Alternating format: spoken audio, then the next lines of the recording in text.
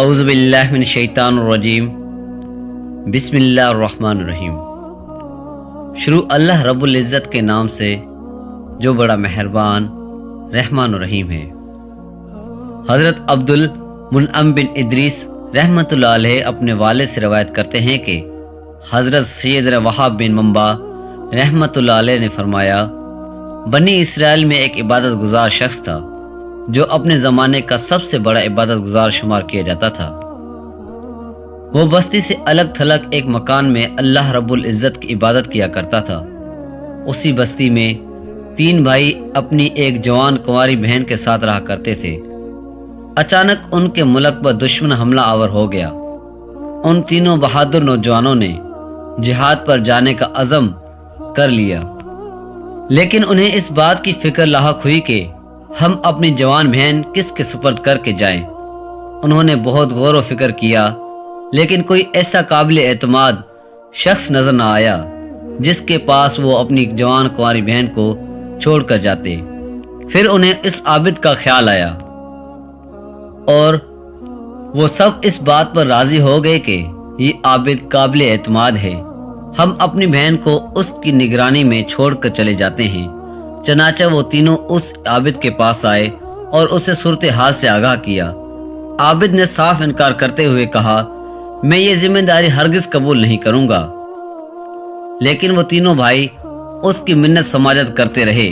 بالآخر وہ عابد اس بات پر راضی ہو گیا کہ میں تمہاری بہن کو اپنے ساتھ نہیں رکھوں گا، بلکہ میرے مکان کے سامنے جو خالی مکان ہے تم اپنی بہن کو اس میں چھوڑ آؤ۔ وہ تینوں بھائی اس پر راضی ہو گئے اور اپنی بہن کو اس عابد کے مکان کے سامنے والے مکان پر چھوڑ کر جہاد پر روانہ ہو گئے۔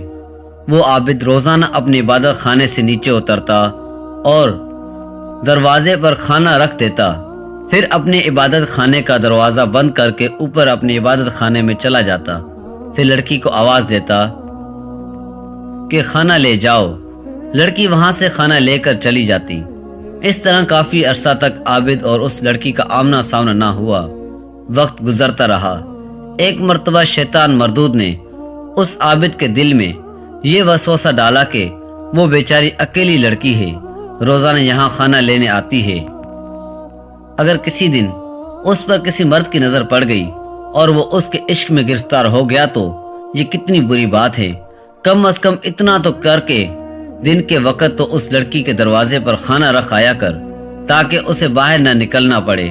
اس طرح تجھے زیادہ اجر بھی ملے گا اور وہ لڑکی غیر مردوں کے شر سے بھی محفوظ رہے گی۔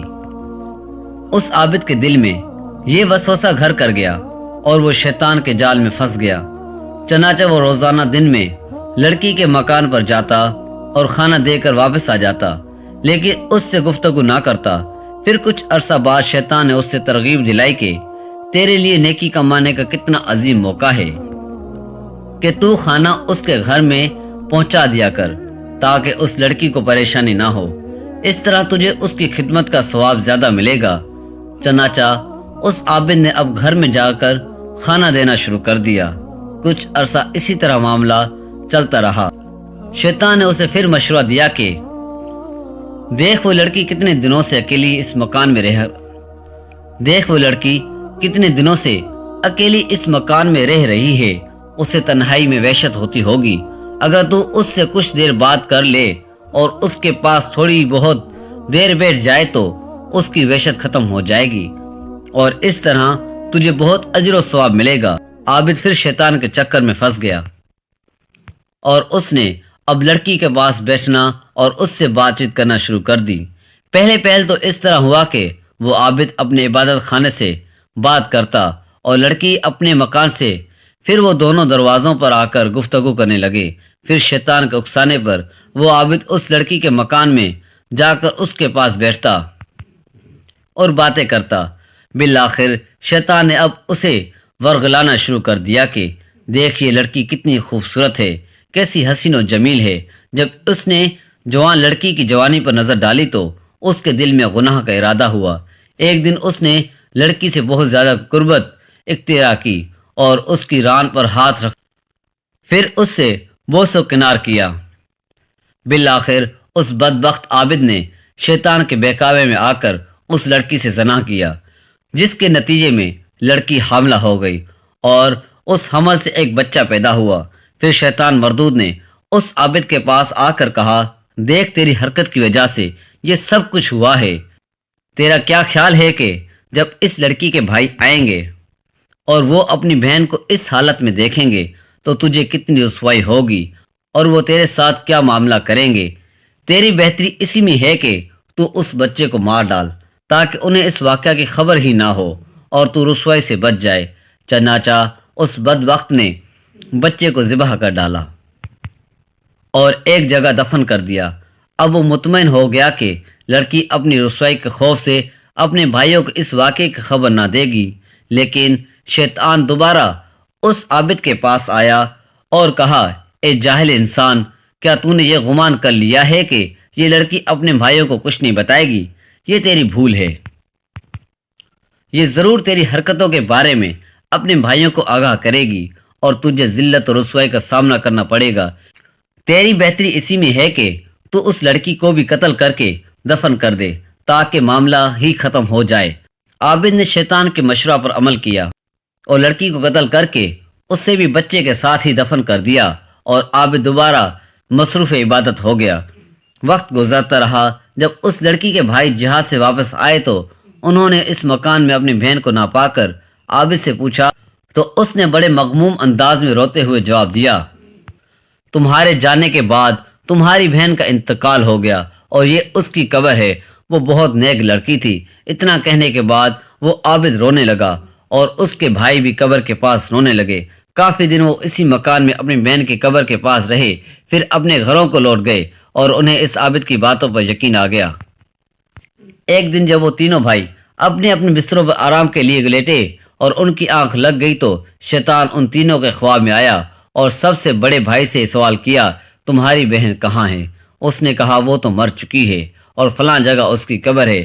شیطان نے کہا، اس عابد نے تم سے جھوٹ بولا ہے، اس نے تمہاری بہن کے ساتھ زنا کیا اور اس سے بچہ پیدا ہوا، پھر اس نے رسوائی کے خوف سے تمہاری بہن اور اس بچے کو مار ڈالا اور ان دونوں کو ایک ساتھ دفن کر دیا۔ اگر تمہیں یقین نہیں آئے تو تم وہ جگہ کھود کر دیکھ لو۔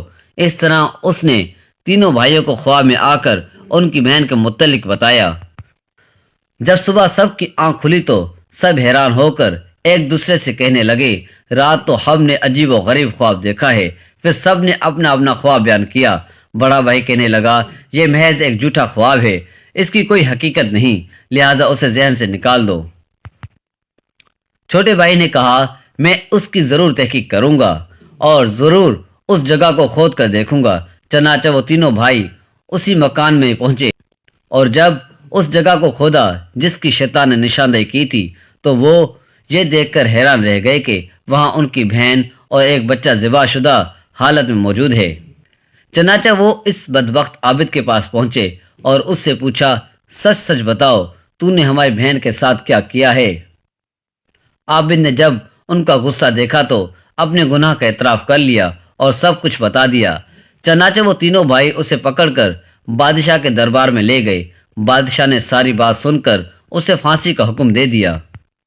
جب اس بدبخت عابد کو پھانسی دی جانے لگی تو شیطان مردود اپنا آخری وار کرنے پھر اس کے پاس آیا اور اس سے کہا، میں ہی تیرا وہ ساتھی ہوں جس کے مشوروں پر عمل کر کے تو عورت کے فتنے میں مبتلا ہوا، پھر تو نے اسے اور اس کے بچے کو قتل کر دیا۔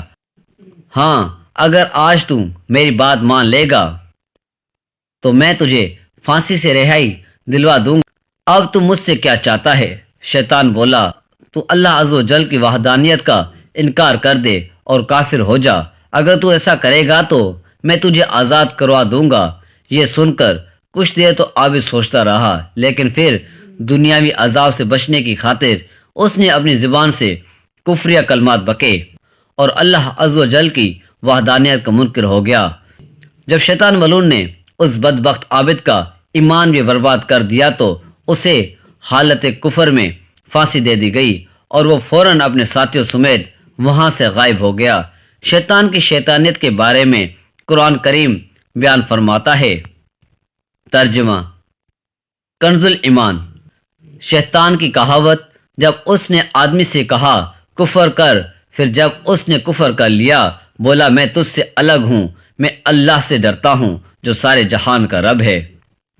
اے ہمارے پروردگار، عورت کے فتنوں اور شیطان کی مکاریوں سے ہماری حفاظت فرما، ہمیں دنیوی اور آخری ذلت اور رسوائی اور عذاب سے محفوظ فرما، ہماری عصمتوں اور ہمارے ایمان کی حفاظت فرما۔